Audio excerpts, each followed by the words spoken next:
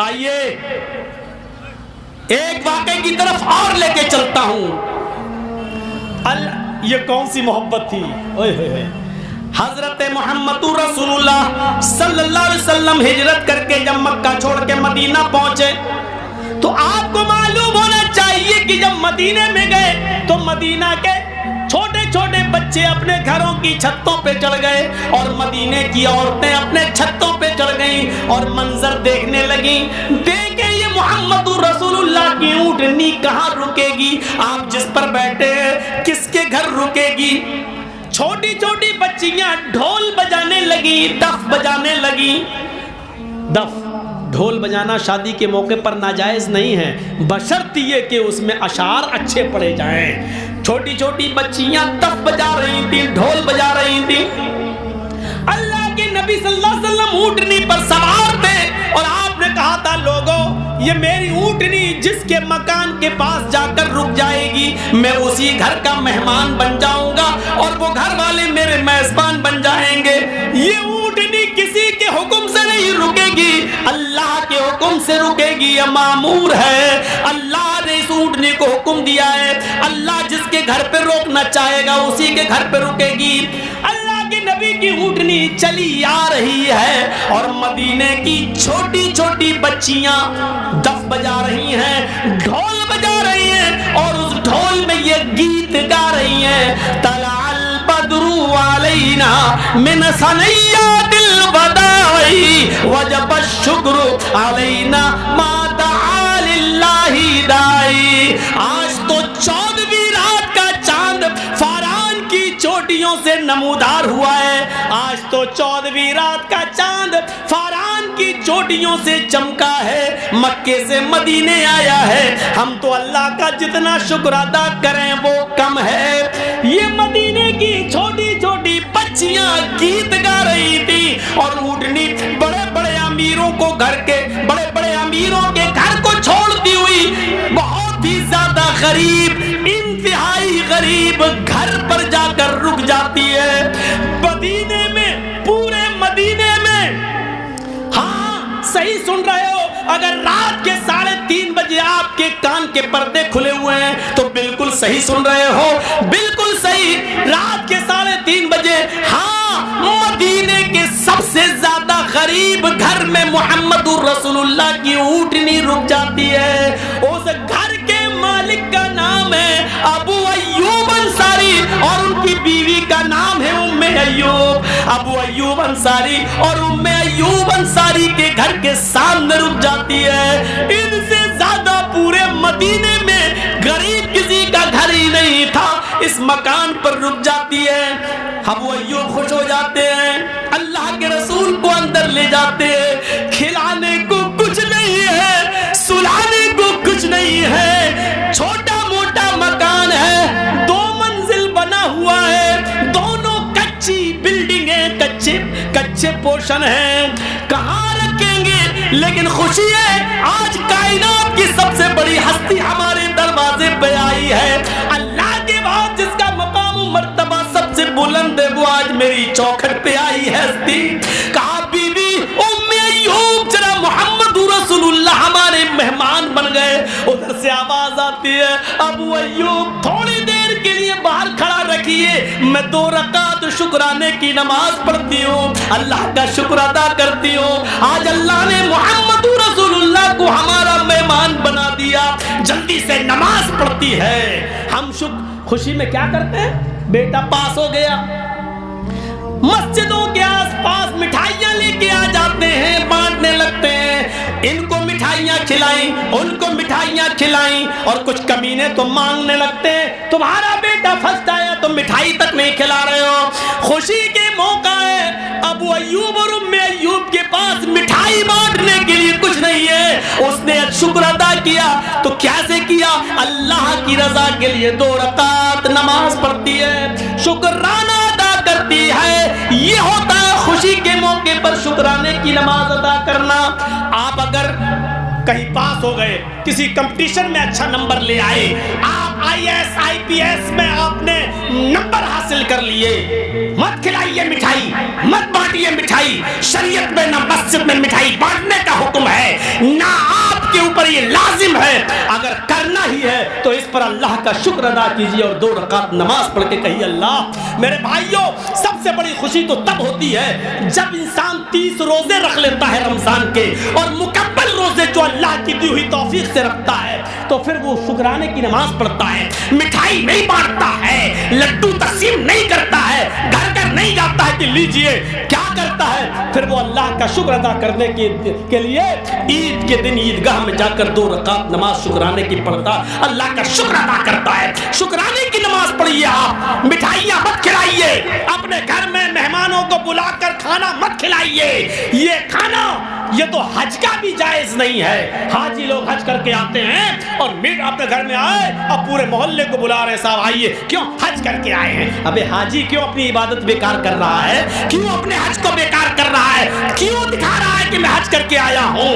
اگر حج کر کے کھانا کھلانا ضروری سمجھتا ہے تو حج سے بڑی عبادت ہے نماز، تو نماز پڑھ کے بھی کھانا کھلا، روزہ رکھ کے بھی کھانا کھلاؤ، زکات دے کر بھی کھانا کھلاؤ، لیکن نہیں، جب ان تمام چیزوں پر کھانا نہیں کھلا رہا ہے تو حج کر کے آنے پہ کھانا کیوں کھلا رہا ہے؟ بے غیرت، کیوں اپنے حج کو برباد کر رہا ہے؟ میرے بھائیوں، ذرا تصور کرو، ام ایوب 2 رکعت شکرانے کی نماز پڑھتی ہیں، جلدی سے بلاتی ہیں، کہا اللہ کے نبی آپ اوپر چلے جائیے، اوپر بھی مکان کچا ہے، کچا فرش ہے۔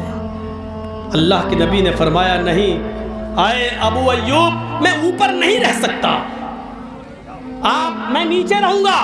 ابو ایوب نے کہا اللہ کے نبی آپ نیچے رہیں اور ہم آپ کی اوپر یہ بے ادبی ہم نہیں کر سکتے ہیں، ہماری غیرت یہ گوارا نہیں کرتی کہ ہم اس چھت کے اوپر اپنے پیر رکھیں جس چھت کے نیچے اللہ کا پیارا نبی آرام کرے۔ نہیں، ہماری غیرت ایسی نہیں ہے، ہم نہیں کریں گے۔ آپ نے اس کو بڑے پیار سے سمجھایا، ابو ایوب ایسا ہے کہ دیکھو تمہارے پاس 2 ہی کمرے ہیں، ایک نیچے ایک اوپر، یہ سیڑھی ہے، اور ہم سے ملنے کے لیے بہت لوگ آئیں گے، ہم کو دین کی دعوت کرنے کے لیے لوگوں سے کام پڑیں گے، اگر تم نیچے رہو گے ہم اوپر رہیں گے تو تمہاری بیوی کی بے پردگی ہوگی، بار بار ڈسٹرب ہوگا، ہم نیچے ہی رہنا پسند کریں گے، جاؤ تم لوگ اوپر چلے جاؤ۔ ابو ایوب انصاری اور ام ایوب انصاری دونوں اوپر چلے گئے، محمد رسول اللہ صلی اللہ علیہ وسلم کو نیچے رکھ دیا، جو بھی روکا سوکا استطاعت تھی کھلا دیا پلا دیا، رات آتی ہے محمد رسول اللہ سوتے ہیں، آئیے محبت کا پیمانہ دکھلا رہا ہو، سنیے میرے ساتھیوں محبت کا پیمانہ، جیسی رات آتی ہے نبی اکرم سو جاتے ہیں، سخت ٹھنڈیوں کی رات ہے، سخت سردی کی رات ہے، بارش ہونے لگتی ہے، اتنی بارش ہوتی ہے کہ ابو ایوب انصاری کی چھت پوری کی پوری بھیگ جاتی ہے، چھت کچی تھی، وہ چھت سے خطرہ ہوا کہ پانی ٹپک کر نیچے نہ جانے لگے، پانی گر کر نیچے نہ جانے لگے اور محمد رسول اللہ کو تکلیف نہ ہو جائے، آپ کی نیند میں ڈسٹرب نہ ہو جائے۔ ابو ایوب انصاری اور ام ایوب دونوں میاں بیوی ایک ہی اوڑھنے والی رجائی تھی، لحاف تھا، اس لحاف کو اپنے اوپر سے ہٹاتے ہیں اور پورا کا پورا لحاف پانی کے اوپر ڈال دیتے ہیں تاکہ چھت میں بھرا ہوا پانی کو یہ لحاف اپنے اندر جذب کر لے اور پانی ٹپک کر چھت کے نیچے محمد رسول اللہ کے اوپر نہ گرے۔ لحاف گرا دیا، پانی کو لحاف نے جذب کر لیا۔ میرے بھائیوں، ابو ایوب انصاری اور ام ایوب انصاری پوری رات سردی میں بیٹھے رہے، ان کو پوری رات سردی میں ٹھٹھرنا گوارا کر لیا، پوری رات سردی میں سکڑنا گوارا کر لیا، لیکن محمد رسول اللہ کے اوپر پانی کا ایک قطرہ بھی نہیں آنے دیا۔ یہ محبت رسول کا کون سا معیار تھا؟ اس کو کیا کہا جائے؟ اس کو کون سی محبت کا نام دیا جائے؟ اللہ تعالیٰ نے نبی اکرم کو ابو ایوب انصاری اور ان کی بیوی ام ایوب کے بارے میں بتلایا، تب اللہ کے نبی نے صبح خبر دی، اللہ تمہارے اس عمل سے بہت خوش ہوا ہے، تم نے آج رات ایسا کیا کہ پوری رات سردی میں ٹھٹرتے رہے اور سگڑتے رہے۔ کچھ لوگ ایسے ہوتے ہیں جب اللہ ان کو ہمارا میزبان بنا دیتا آتا ہے تو وہ مہمانی کا پورا پورا حق ادا کرتے ہیں۔ میرے پیارے ساتھیوں، ذرا تصور کیجئے یہ کون سی محبت کا معیار تھا، یہ کون سی محبت تھی، اور یہ کون سے دیوانے تھے جو رات بھر سردی میں سکڑنا گوارا کر لیا لیکن محمد رسول اللہ کے اوپر پانی کا ایک قطرہ نہیں آنے دیا۔ یہ چند باتیں محبت رسول کے تعلق سے آپ کے سامنے میں نے رکھی تھی، اپنے اندر سمانے کی کوشش کیجیے اور یہ محبت اپنے اندر پیدا کرنے کی کوشش کیجیے، اور ساتھ میں وہی چیز یو پی کے حالات کو دیکھتے ہوئے اس جامعہ تعلیم القرآن کے لیے آپ اپنی جیب اور اپنے دل کے دروازے دونوں کھولیے۔ ایک روٹی کھائیے لیکن اپنے بچوں کو دینی تعلیم سے آشنا کرائیے۔ اس وقت دینی تعلیم سے اپنے بچوں کو جوڑنا بہت ضروری ہے۔ دنیاوی تعلیم کے ساتھ ساتھ، دنیاوی تعلیم منع نہیں ہے، لیکن دین کی تعلیم اتنا تو ان کو سکھاؤ کہ وہ نماز پڑھ سکیں اور تمہارے مرنے کے بعد تمہارے لیے دعا کر سکیں کہ رب ارحمہما کما ربیانی صغیرا، یا رب اغفر لی ولوالدی، اپنے باپ کے لیے کم سے کم وہ دعا کر سکیں۔ ورنہ میرے بھائیوں، بہت سے لوگ ایسے ہیں جو آج دولت کمانے کے لیے امریکہ اور انگلینڈ اور سعودی گئے ہیں، ان کے باپ یہاں دنیا میں مر گئے ہیں، ان کے بیٹوں کو اپنے باپ کا جنازہ نصیب نہیں ہوا ہے۔ میرے بھائیوں، ایسی دولت کس کام کی کہ جو کمانے کے چکر میں جو اولاد اپنے باپ کو جنازہ مٹی نہ دے سکے، جنازے میں شرکت نہ کر سکے۔